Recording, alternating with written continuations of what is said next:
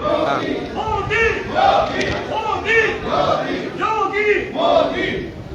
जब जब भगवा आएगा राम राज फिर आएगा, जब जब भगवा आएगा राम राज फिर आएगा, जब जब भगवा आएगा राम राज फिर आएगा। बुलडोजर बाबा जिंदाबाद जिंदाबाद, बुलडोजर बाबा जिंदाबाद जिंदाबाद जिंदाबाद, भारतीय जनता पार्टी जिंदाबाद जिंदाबाद जिंदाबाद, नरेंद्र मोदी थोड़ा पीछे आता, पीछे आता, पीछे पीछे थोड़ा सा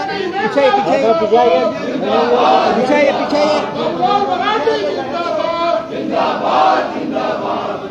मत उठाइए उसे।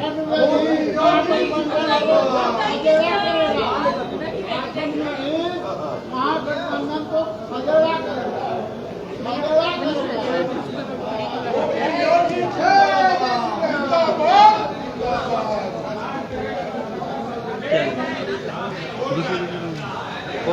सब जा रहा है फिर भी बबलू नीचे नीचे आइएगा सर, सर नीचे।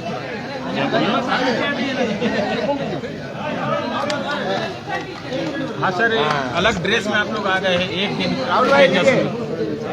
देखिए, स्वाभाविक है, कल जो 10 तारीख को जो परिणाम आया है, उत्तर प्रदेश, उत्तराखंड, गोवा, मणिपुर की जो ऐतिहासिक जीत है, कल भी पूरे प्रदेश में या देश भर में भारतीय जनता पार्टी के कार्यकर्ता ने उत्सव मनाया।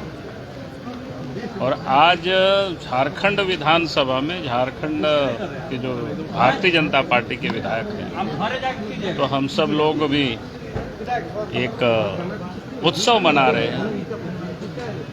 और उत्सव में विशिष्ट प्रकार के वेशभूषा भी होता है, जिसे एक क्या संदेश है सर भगवा पहल के आने का? देखिए, भगवा तो त्याग और तपस्या का एक प्रतीक है, क्योंकि भारतीय जनता पार्टी के जो कार्यकर्ता है, देश के लिए और देशवासियों के लिए तप करते हैं, तपस्या करते हैं और सेवा का काम करते हैं। तो आगे बाबूलाल जी कहा जा रहा है जारी कि रहेगा कि नहीं? सांप्रदायिकता की जीत है, विपक्षी दलों का कहना है कि सांप्रदायिकता की जीत देखिए, है। विपक्षी तो शुरू से ही जो सांप्रदायिकता की राजनीति ही वो लोग करते रहे। आप झारखंड की राजनीति में देखिए ना, उनकी किस प्रकार से राजनीति किया। भाषा को लेकर के उर्दू को पूरे प्रदेश में उन्होंने क्षेत्रीय भाषा बनाया। झारखंड विधानसभा में नमज कच्छ उन्होंने बना के रखा हुआ है। हम लोग हटाने के लिए पिछले दफा आंदोलन किए हैं और एक कमेटी बना दिया है। अभी तक विधानसभा अध्यक्ष ने निर्णय नहीं लिया। स्कूलों में भी जहां मुस्लिम बच्चे होंगे तो 100 घोषित अपने आप को वो घोषित कर सकते हैं कि हम मुस्लिम में से हैं, पिछड़ों में से हैं। लेकिन शेष जो बच्चे हैं, एसटी है, एससी है या ओबीसी है अदर, तो उनको बजाबता जो प्रॉपर जहां से उनको सर्टिफिकेट मिलता है सक्षम पदाधिकारी, वहीं से उनको बनाना पड़ेगा। तो ये झारखंड सरकार की ये तुष्टीकरण की राजनीति का एक बड़ा नमूना है। तो तुष्टीकरण तो वो लोग करते हैं, सांप्रदायिकता तो वो लोग फैलाते हैं। भारतीय जनता पार्टी तो हर हमेशा कहती है कि भाई न्याय सबके साथ, तुष्टीकरण किसी का नहीं।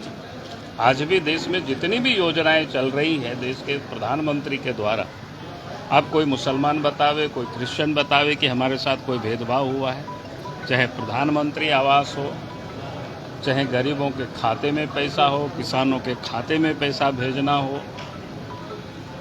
चाहे वो शौचालय का निर्माण, यानी जितनी भी प्रकार की योजनाएं बिना भेदभाव किए सबों के यहाँ तक पहुँच रहा है। तो अगर आज ये भेदभाव कोई कर रहा है तो यहाँ जो सरकार में बैठे हुए लोग हैं, जेएमएम के लोग बैठे हुए, कांग्रेस के लोग बैठे हुए, राजद के लोग बैठे हुए, इनको वर्षों तक यही करते रहे वो लोग। और जिस कारण से आप देख रहे हो धीरे धीरे देश से इनको जनता खदेड़ रही है। जनता को आप समझ में आ गया, ये जो पार्टियां हैं ये सिर्फ और सिर्फ वोट की राजनीति करते हैं, समाज को आपस में लड़ाते हैं, न्याय किसी का नहीं करते हैं, तुष्टीकरण सिर्फ करते हैं। कांग्रेस का क्या भविष्य है? कांग्रेस का भविष्य तो कांग्रेस वालों का आप देख ही रहे हैं पूरा देश में धीरे धीरे। आप थोड़ी सी कहाँ राजस्थान में है और छत्तीसगढ़ में है। हमें लगता है कि अगला चुनाव आएगा तो वहाँ से भी छुट्टी हो जाएगी, उनकी जनता छुट्टी कर देगी। बहुत दिन राज्य किया लोगों ने, आप कम से कम विश्राम करना चाहिए, आराम करना चाहिए। मौलाना जी, झारखंड में 2024 तक की सरकार चलेगी, क्या लग रहा है? अब ये तो उन लोगों के ऊपर निर्भर करता है। अब उन लोगों के ऊपर देखिए कितना विरोधाभास है, उनके नेता ही उन नेता उनको नहीं मानते हैं। अब उसके लिए तो हम लोग नहीं है ना। पिछले दिनों आपने देखा कि कांग्रेस पार्टी के जो सीनियर लीडर है, मंत्री है, वो क्या कहा उन्होंने, और भी चिंतन शिविर से आ रही थी। हम कहाँ कह रहे वे गिर सकती है, हमने तो कहा कि उनके यहाँ जितना अंतर विरोध है तो उसमें तो क्या होगा उनके बारे में हम कैसे बता सकते हैं। हम तो चाहते हैं कि जनता ने उनको दिया है, काम करे, अच्छे ढंग से काम करे, राज्य के लिए काम करे, परिवार और पैसे के लिए सिर्फ नहीं राजनीति करे। कम से कम हेमंत सोरेन जी इतना हम जरूर कहेंगे। ये किनका है?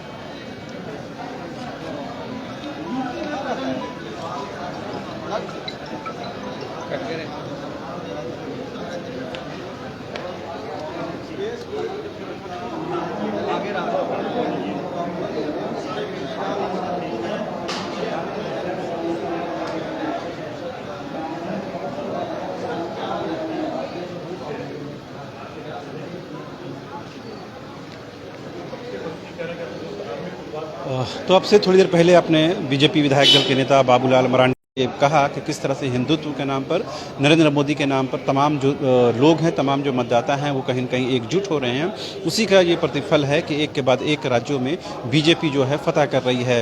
यहाँ तक झारखंड विधानसभा चुनाव 2024 के असर काम चाहिए, विकास चाहिए, और इसी की बुनियाद पर कोई भी पार्टी सत्ता में रह सकती है। लेकिन वर्तमान में जो हेमंत सोरेन की सरकार है, ये सिर्फ लूट और खसोट में लगी हुई है। कैमरा पर्सन हृदय के साथ रांची से न्यूज़ बाइस्कोप के लिए शाहनवाज।